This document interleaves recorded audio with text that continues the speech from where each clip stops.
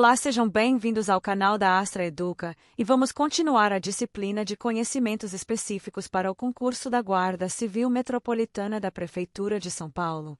Nesta aula vamos estudar o Estatuto da Criança e do Adolescente, instituído pela Lei Federal nº 8.069 de 1990, com foco nos artigos 1º ao 6º, 103 ao 109, 131 ao 137 e 225 ao 244b.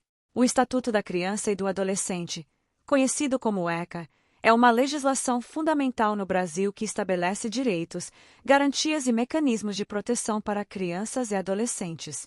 Essa lei foi criada para assegurar que todas as pessoas com menos de 18 anos tenham seus direitos fundamentais garantidos, recebendo proteção integral do Estado, da sociedade e da família.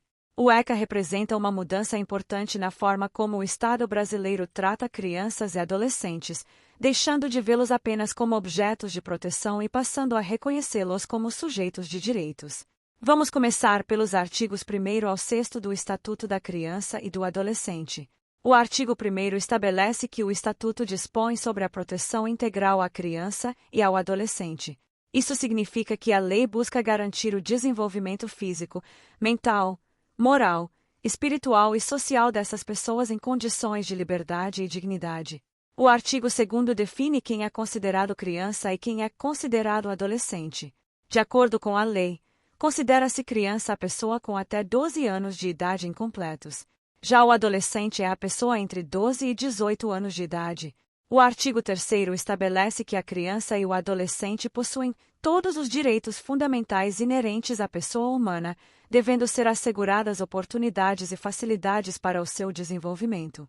O artigo 4º determina que é dever da família, da sociedade e do poder público assegurar, com absoluta prioridade, os direitos referentes à vida, à saúde, à alimentação, à educação, ao lazer, à profissionalização, à cultura, à dignidade, ao respeito e à convivência familiar e comunitária. O princípio da prioridade absoluta significa que as necessidades das crianças e adolescentes devem receber atenção preferencial nas políticas públicas e nos serviços oferecidos pelo Estado.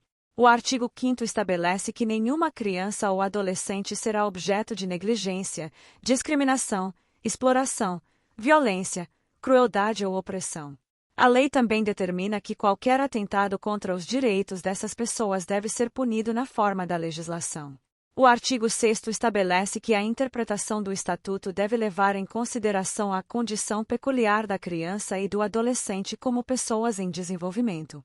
Agora vamos estudar os artigos 103 ao 109, que tratam do ato infracional. O ato infracional é a conduta descrita como crime ou contravenção penal quando praticada por criança ou adolescente.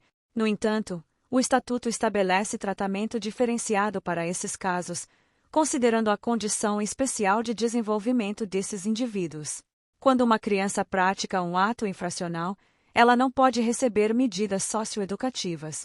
Nesses casos, são aplicadas medidas de proteção, como orientação, encaminhamento aos responsáveis ou acompanhamento por serviços sociais. Já no caso de adolescentes que praticam atos infracionais, podem ser aplicadas medidas socioeducativas previstas na legislação. Entre essas medidas estão advertência, obrigação de reparar o dano, prestação de serviços à comunidade, liberdade assistida, regime de semiliberdade e internação em estabelecimento educacional. O Estatuto também estabelece garantias processuais ao adolescente acusado de ato infracional, garantindo direito à defesa, acompanhamento jurídico e respeito aos direitos fundamentais. Agora vamos estudar os artigos 131 ao 137, que tratam do Conselho Tutelar. O Conselho Tutelar é um órgão permanente e autônomo responsável por zelar pelo cumprimento dos direitos da criança e do adolescente. Cada município deve possuir pelo menos um conselho tutelar, composto por conselheiros escolhidos pela comunidade local. Os conselheiros tutelares têm a função de atender crianças e adolescentes em situação de risco ou violação de direitos, aplicar medidas de proteção e encaminhar casos para outros órgãos competentes quando necessário. O Conselho Tutelar também pode requisitar serviços públicos nas áreas de saúde, educação, assistência social e segurança para garantir a proteção das crianças e adolescentes.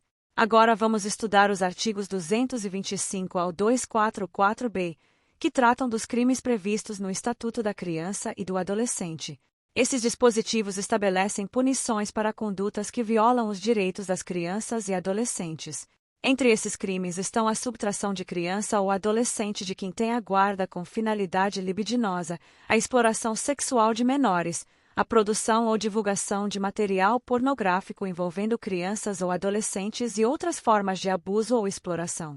O Estatuto também prevê punições para quem vende, expõe ou entrega bebida alcoólica ou substâncias que causem dependência a crianças e adolescentes.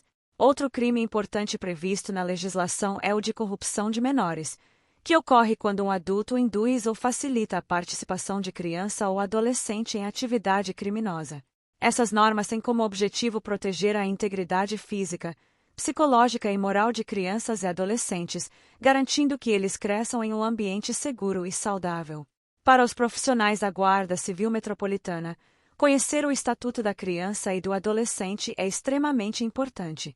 A atuação das forças de segurança muitas vezes envolve situações relacionadas à proteção de crianças e adolescentes em situação de risco, violência ou vulnerabilidade social.